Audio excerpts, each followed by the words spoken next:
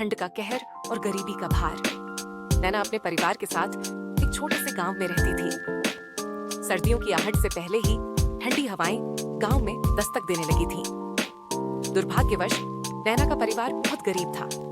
उनके पास ना तो पर्याप्त गर्म कपड़े थे, न ही लकड़ी का ईंधन जिससे वे आग जला सकें। रोज शाम होते ही ठंड बढ़ने लगती और नैना और उसका छोटा भाई मोहन फटे पुराने कपड़ों में खुद को गर्म रखने की कोशिश करते।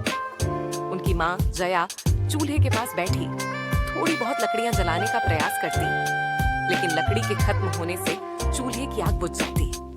उनके पिता सूरज भी काम की तलाश में बाहर जाते, लेकिन उन्हें कोई स्थायी काम नहीं मिल पाता। एक रात ठंड का कहर अपने चरम पर था। नैना ने अपनी माँ से कहा, माँ, हमें कोई रास्ता निकालना होगा, हम ऐसे ठंड में नहीं रह सकते। जया की आंखों में आंसू थे, लेकिन उसने हार नहीं मानी।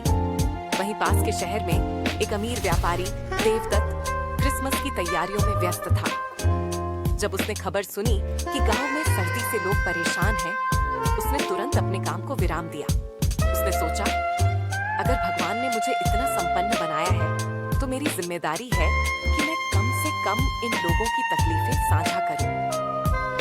देवदत्त ने अपने कर्मचारियों को बुलाया और उन्हें गर्म कपड़े, कंबल और खाने के सामान बांटने का काम सौंपा। वे गांव-गांव जाकर मदद करने लगे। जब वे नैना के गांव पहुंचे, उसने देखा कि लोगों की आंखों में आशा की एक नई किरण है। देवदत्त ने सभी के लिए गर्म कपड़े और कंबल वितरित किए। नैना ने पहली बार अपनी माँ को राहत की सांस लेते हुए देखा।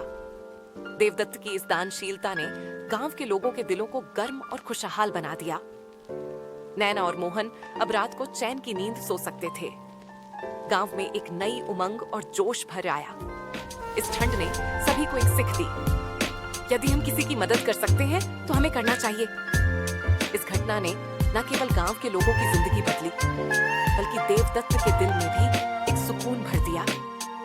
उसे एहसास हुआ कि वास्तव में खुशियां दूसरों के चेहरे पर मुस्कान लाने में ही है। अंत में गरीबी और ठंड ने दिखा दिया कि मानवता और दानशीलता कभी मरती नहीं। दोस्तों, आपको यह कहानी कैसी लगी?